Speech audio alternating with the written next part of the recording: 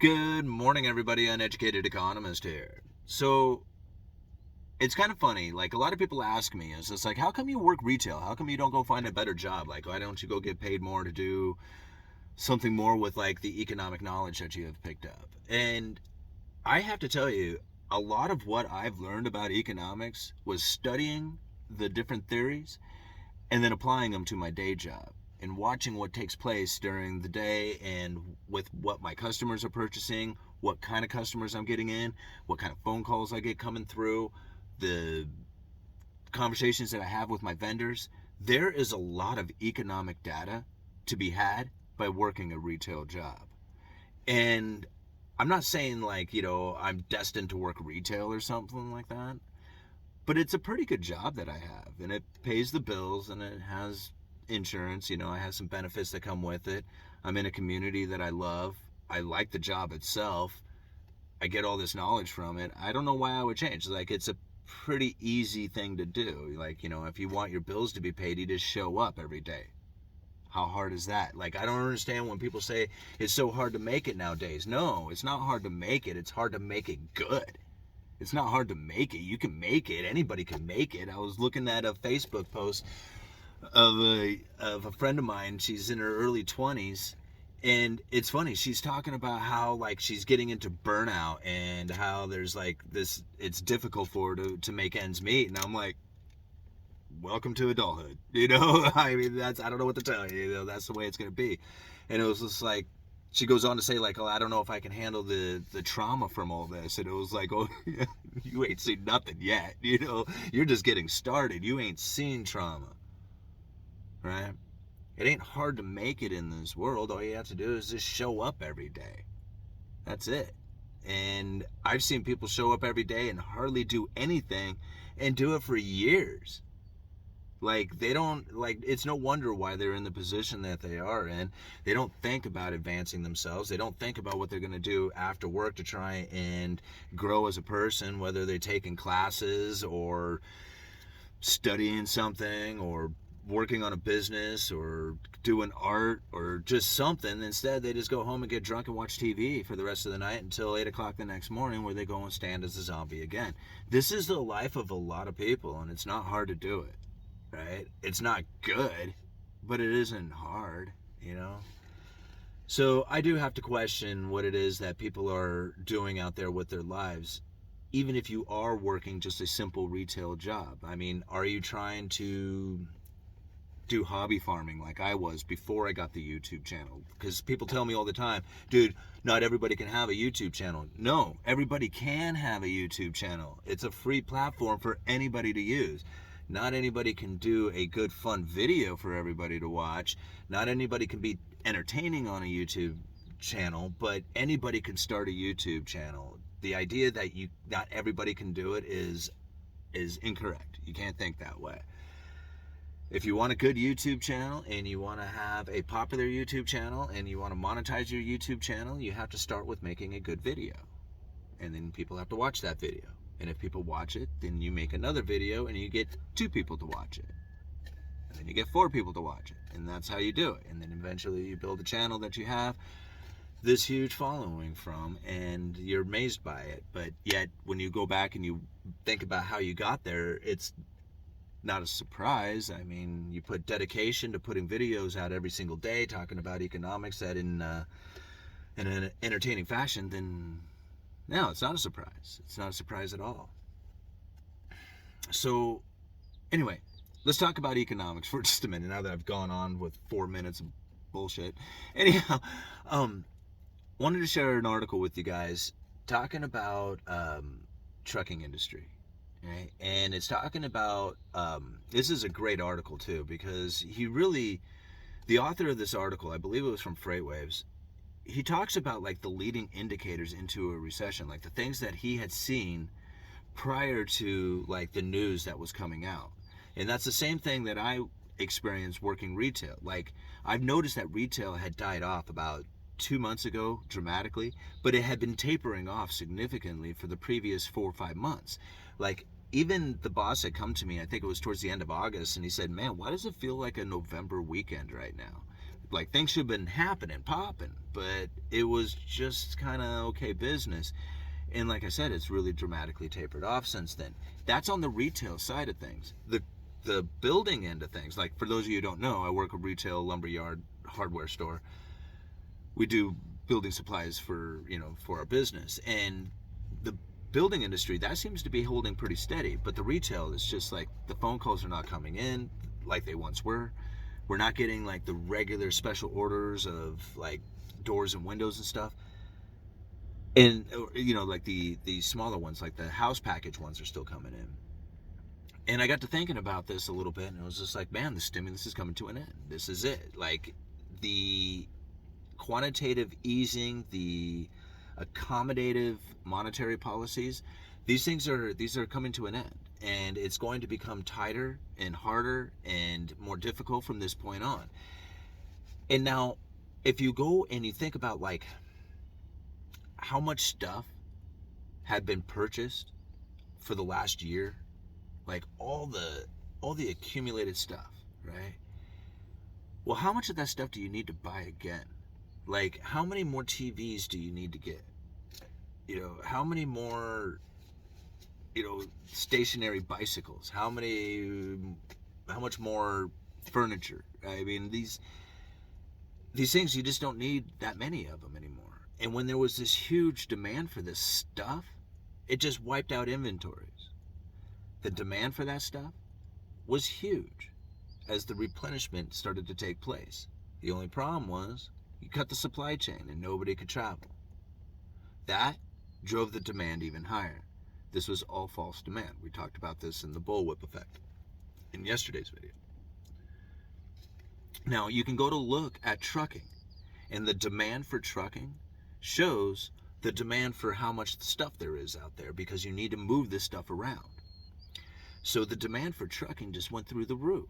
And you couldn't find anybody because all these truckers retired while the pandemic was kicking in. So the find the available drivers was very difficult. Stuff wasn't moving. Prices of freight just went through the roof. But now we're starting to see the change. See, the retail has come off, right? Like, the retail really wasn't there to justify the demand that was taking place to fill the inventory. Because there was a lack of trucking, that inventory could never get filled back to the retail, which kept the demand elevated. Now, the trucking is becoming available. For the first time during this whole pandemic, there's now all of a sudden trucking is becoming more prevalent. And just take a look down in the description for that article. This guy was seeing this stuff long ahead of time. He was calling it out by what he could see within the freighting industry. Now, something that I found interesting, I answer the phone a lot at work. I'm one of the first people to pick up the phone and answer it. And a lot of times you're just getting these BS calls, right? It's like, your Google listing has expired, or, it's somebody trying to, sell you some magazine or something like that. These calls that come in, right? Occasionally, you'll get one for somebody who's looking to contract out freight. So, like, they'll call you and say, hey, we want to see if we can help you out with moving material out of your location. And I have to tell them, it's just like, well, we're a small mom-and-pop operation. We have our own fleet of trucks. We just basically run our own local deliveries. We don't really ship out of our area in that kind of fashion. What they're looking for is they're looking for places, or they're looking for people who need stuff moved for their trucking. They're like a trucking logistics company. Now, I hadn't heard one of these calls in a very long time. Like, I used to get them like all the time, just regularly. It's just like you get all these damn, like, especially like 2017, 18, like going into that time, it was like every fourth call, I kid you not, was one of these logistics companies looking to haul stuff around for you. Well, that went away. Like, I didn't hear about this for a long time, hear any of these people, or did I hear of any other salesman talking about these guys. But now they're coming back in. Now I'm starting to find these calls are coming back. These trucking logistics companies are looking to have us, or looking for us to have freight for them to haul out of the area, And I have to explain to him again, it's just like we have our own fleet of trucks and we do our own local deliveries here. But that is a sign of confirmation to what this guy was saying in that article. So it's happening here, guys. I mean, the recession is kicking in. And you can find it here in those articles. You can find it in the yield curve. You can find it in like just my anecdotal evidence of like the phone calls that I get. I mean, this stuff is happening. And I can only assume that as the interest rates continue to rise, that the pain from this is going to become more prevalent. I mean, don't think that it's not. The Federal Reserve is going to allow the irrational exuberance to end. I don't know if they're actually going to get it to reverse or if they can get it to be contained, but they're going to try and get it to end. And that means house prices are going to stop going up. It means that more cars are going to become available at the lot. It's going to mean that people are not going to be making as big of purchases down at the grocery store. They're going to have to tighten their belts. You're going to have to learn to do more with less. And that's going to have to be the case for a next couple of years. I'm not trying to make the suggestions. I don't want it to be this way. I'm not saying that you should follow my advice by any means.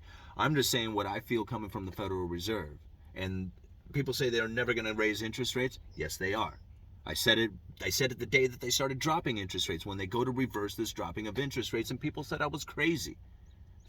I'm not crazy, guys. This is what the Fed is going to do. I don't know how I know this other than I just read their stuff on a regular basis, and this is the feeling that I'm getting from them.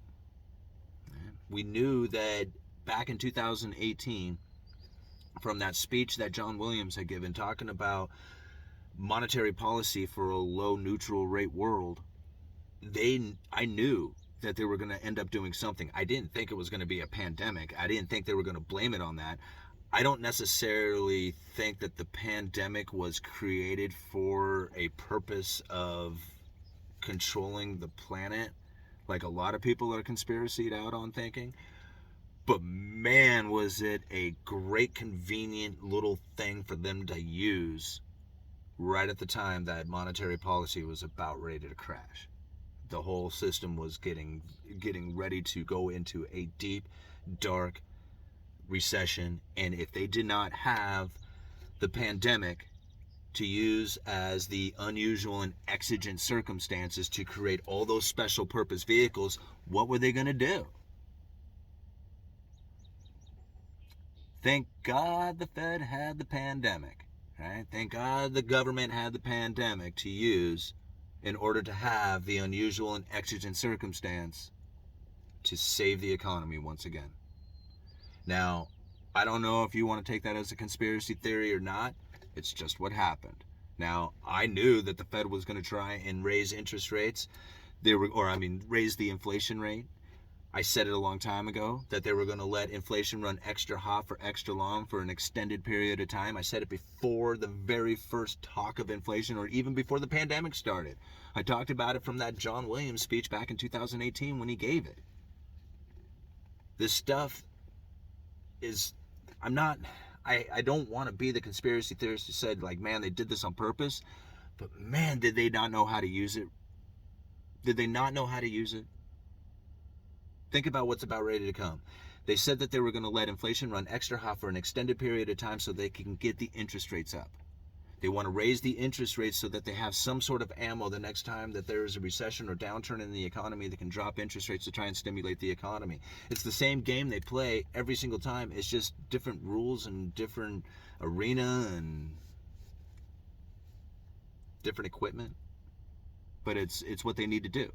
They need to raise interest rates in order to drop them for the next recession, in order to combat the next recession. And the next one's going to be really tough because they can't raise interest rates that far. And if they don't have a pandemic to have special purpose vehicles, the unusual and exigent circumstances, what are they going to do? I mean, what excuses are they going to have? They're going to have to come up with something. And we have no idea what they're going to pull out of their hat like they did this last time. All right, I'm rambling. I'm gonna give it there. I'm gonna go get my hair cut, guys, and maybe I'll come back out and we'll do some live stream this afternoon or something like that. All right, uneducated economist, you guys let me know.